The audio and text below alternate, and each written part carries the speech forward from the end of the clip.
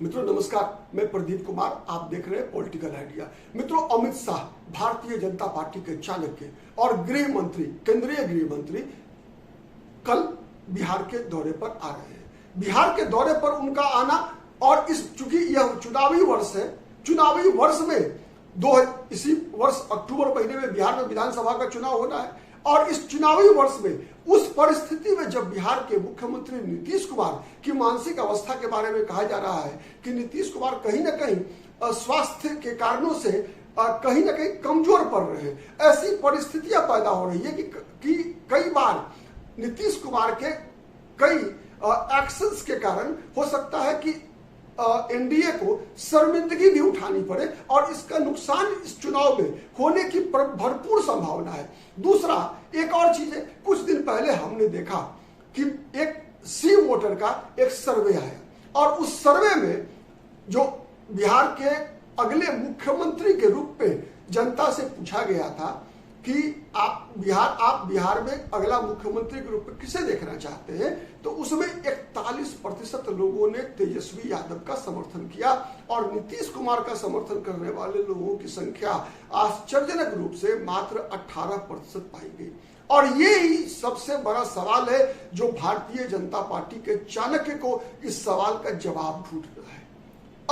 अब अमित शाह इसी सवाल का जवाब ढूंढने के लिए बिहार के दौरे पर की शुरुआत करने जा रहे हैं। आप कह सकते हैं कि कल का जो अमित शाह का बिहार दौरा है, यह दौरा आने वाले कुछ महीनों के अंदर दौरों का जो क्रम लगने वाला है, जो तांता लगने वाला है, उसकी शुरुआत है। ये आगाज है 2025 में बिहार विधानसभा चुनाव के अभियान की और इस अभियान का नेतृत्व एनडीए की तरफ से एक बार फिर भारतीय जनता पार्टी के चाणक्य अमित शाह ही करने वाले हैं। इस बात का संकेत अमित शाह की कल के दौरे में मिलेगी, जब अमित शाह पटना में भी रुकेंगे और भारतीय जनता पार्टी के वरिष्ठ नेताओं के साथ चर्चा करेंगे, योजनाएं बनाएंगे और साथ ही गोपालगंज में एक सभा को भी संबोधित करने वाले हैं अमित शाह। अब सवाल ये उठता है कि अमित शाह के समक्ष चुनौतियां कौन कौन सी है। सबसे पहली चुनौती है तेजस्वी यादव की लोकप्रियता। तेजस्वी यादव की जो लोकप्रियता है, जो 41% लोग अभी जब की चुनाव की घोषणा नहीं हुई है तभी तेजस्वी यादव को 41% लोगों का समर्थन है। उसके पीछे कुछ कारण है। उसके पीछे सबसे बड़ा कारण है कि तेजस्वी यादव ने जो संदेश दिया, वो संदेश क्या है? ये संदेश ये है कि बिहार में जो 4 लाख शिक्षकों की बहाली हुई है और जो सरकारी नौकरी मिली है युवाओं को, उसमें सबसे बड़ी भूमिका तेजस्वी यादव की है, ऐसा परसेप्शन बना है। वैसे मुख्यमंत्री नीतीश कुमार है। नीतीश कुमार की मुख्यमंत्रित्व काल के अंदर सबको पता है कि नीतीश कुमार की सरकार में कोई भी नंबर 2 होता नहीं है, ये कहने की बात है। लेकिन जो मैसेज गया है जनमानस के अंदर, वो मैसेज यही है कि अगर तेजस्वी यादव नहीं होते सरकार में तो ये वैकेंसीज नहीं आती और इतने बड़े पैमाने पर लोग युवाओं को सरकारी नौकरी नहीं मिली होती।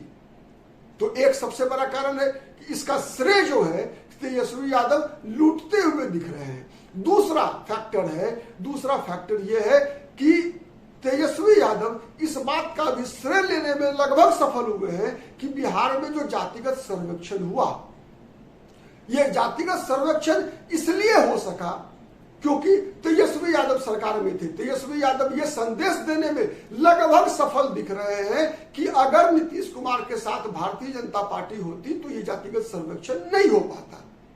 तो ये दूसरा एडवांटेज है तेजस्वी यादव के लिए। तीसरा एडवांटेज ये है कि नीतीश कुमार का जो स्वास्थ्य है, नीतीश कुमार का स्वास्थ्य जिस प्रकार से गिरता जा रहा है, जो मानसिक स्थिति उनकी जिस प्रकार की है, कभी उलूल जुलूल हरकतें कर बैठते हैं, इसका संकेत यह है कि नीतीश कुमार अब अपने होशो हवास में नहीं है। और चूंकि एनडीए कोई दूसरा विकल्प भी अब तक प्रस्तुत नहीं कर पाई है जनता के समक्ष, मतदाताओं के समक्ष, ऐसा कोई दूसरा नीतीश कुमार का विकल्प एनडीए अभी तक जनता के समक्ष प्रस्तुत नहीं कर पाई है। तो अगर मान लीजिए फॉर एग्जाम्पल कि तेजस्वी यादव ही एकमात्र विकल्प होंगे तो ये 41% जो अभी समर्थन दिख रहा है, ये समर्थन तो 10% और बढ़ सकता है।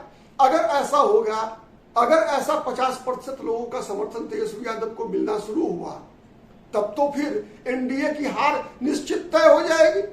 तो एनडीए की हार इसलिए नहीं तय होगी कि तेजस्वी यादव सबसे ज्यादा लोकप्रिय है, केवल एक कारण नहीं होगा, बल्कि इसलिए भी होगा कि तेजस्वी यादव के विकल्प के रूप में नीतीश कुमार है, और नीतीश कुमार की शारीरिक और मानसिक अवस्था अब बिहार का नेतृत्व करने के लिए एक तरह से उस स्थिति में नहीं है। तो ये तीसरा बड़ा फैक्टर हो रहा है। चौथा बड़ा फैक्टर ये हो रहा है कि एनडीए में क्योंकि नीतीश कुमार का स्वास्थ्य अच्छा नहीं है, तो फिर जो सीटों का बंटवारा है, वो सीटों का बंटवारा किस प्रकार से होगा। जदयू के जो लोग हैं वो अपना हक जो सीटें वो लड़े थे 2020 के बिहार विधानसभा चुनाव में, वो सीटें छोड़ने को तैयार होंगे कि नहीं होंगे, कि जिससे कि जो और अन्य जो चिराग पासवान की पार्टी, आपको पता है पिछली बार इन्हीं परिस्थितियों में चिराग पासवान को अपने बलबूते पर चुनाव लड़ना पड़ा था, एनडीए से बाहर चले गए थे। तो क्या इस बार भी वैसी ही कुछ परिस्थितियां पैदा होगी? क्योंकि जदयू में यह भय व्याप्त है कि अगर जनता दल यू को सम्मानजनक सीटें नहीं मिली तो जनता दल यू का मुख्यमंत्री नहीं बन पाएगा, और जनता दल यू का अगर मुख्यमंत्री नहीं बन पाएगा तो नीतीश कुमार की अनुपस्थिति में, नीतीश कुमार का स्वास्थ्य खराब होने के कारण जनता दल यू को एकजुट रख पाना मुश्किल है। तो यह भी एक बहुत बड़ा सवाल है।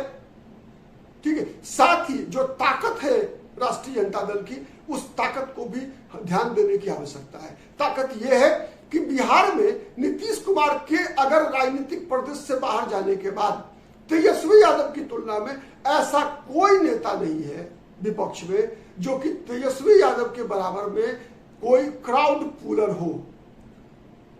केवल क्राउड पुलर ही नहीं, बल्कि अपनी विश्वसनीयता, अपनी मतदाताओं के बीच विश्वसनीयता स्थापित कर सके। अगर हम भारतीय जनता पार्टी की बात करें अगर, तो भारतीय जनता पार्टी में भी कोई ऐसा चेहरा अभी तक भारतीय जनता पार्टी विकसित नहीं कर पाई है जो ये संदेश देने में सफल हो कि नहीं, यह चेहरा जो है तेजस्वी यादव का मुकाबला करने में सक्षम है।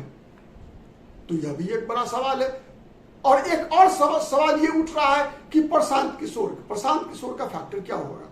ठीक है कि उपचुनाव में जब 4 सीटों पे उपचुनाव हुआ बिहार में, पिछले वर्ष जब गया में बेलागंज, इमामगंज, तरारी भोजपुर में और बक्सर में रामगढ़ विधानसभा सीटों का उपचुनाव हुआ, तो ये उपचुनाव था। लेकिन जब आम चुनाव होगा तो ठीक है कि उपचुनाव में जनसुराज के चुनाव लड़ने से नुकसान राष्ट्रीय जनता दल का हुआ, एनडीए को फायदा मिला। लेकिन क्या यही ट्रेंड आम चुनाव में भी बना रहेगा? ऐसा कई राजनीतिक विश्लेषकों का मानना है, हमारा भी मानना है कि ऐसा ज्यादा संभावना यह बनती है कि अगर प्रशांत किशोर 243 विधानसभा सीटों पर लड़ेंगे तो वो एनडीए को भी नुकसान पहुंचा सकते हैं, और एनडीए का वह वोटर जो एनडीए की अनिश्चितता के कारण कोई विकल्प ढूंढेगा, वो बड़ी संख्या में प्रशांत किशोर के साथ जा सकते हैं। तो यह भी एक तेजस्वी यादव के लिए एडवांटेज होगा। तो अब इन सब परिस्थितियों में एक बात तो तय है कि अमित शाह निर्विवाद रूप से वर्तमान भारतीय राजनीति में चाणक्य है। उनकी चुनावी रणनीति अधिकतर चुनावों में सफल होती रही है। लेकिन क्या चाणक्य की रणनीति जो अगर हम केवल इस वर्ष की ही बात करें तो कई राज्यों में जहां लोगों को अनुमान नहीं था कि बीजेपी एक भारी बहुमत से सरकार बना पाएगी, कई लोगों को शक था कि महाराष्ट्र में बीजेपी चुनाव नहीं जीत पाएगी, एनडीए सरकार नहीं बना पाएगी, वहां पर कांग्रेस, शिवसेना, उद्धव ठाकरे, राष्ट्रवादी कांग्रेस पार्टी, शरद पवार की सरकार बनेगी। लेकिन ऐसा हुआ नहीं। हुआ क्या? वहां पर भारी बहुमत से बीजेपी की सरकार बनी, बीजेपी की जीत हुई। हरियाणा में लोगों को लग रहा था कि कांग्रेस इस बार बाजी मार लेगी, लेकिन हरियाणा में भी बीजेपी लगातार तीसरी बार सरकार बनाने में सफल हुई। दिल्ली में भी लग रहा था कि अरविंद केजरीवाल फिर एक बार सरकार बनाएंगे, लेकिन वहां पर बीजेपी जो है लगातार 35 वर्षों का सूखा, 34 वर्षों का सूखा जो है मिटाने में सक्षम हो गई, और वहां पर फिर से एक बार बीजेपी की सरकार बन गई। आम आदमी पार्टी की सरकार चली गई, हार गई, अरविंद केजरीवाल हारे वहां चुनाव दिल्ली में। तो क्या झारखंड में भी झारखंड में हेमंत सोरेन वैसे अपनी सरकार बचा ले गए, तो क्या बिहार में अमित शाह की रणनीति सफल होगी? तो अमित शाह की रणनीति और तेजस्वी यादव की लोकप्रियता के बीच 2025 का बिहार विधानसभा चुनाव लड़ा जाएगा। अब देखना है कि बिहार में कौन जीतता है, तेजस्वी यादव की लोकप्रियता या अमित शाह चाणक्य की चुनावी रणनीति। हमारी नजर हर घटनाओं पे बनी हुई है। जब भी कोई घटना घटती है हम समाचार का विश्लेषण करते हैं।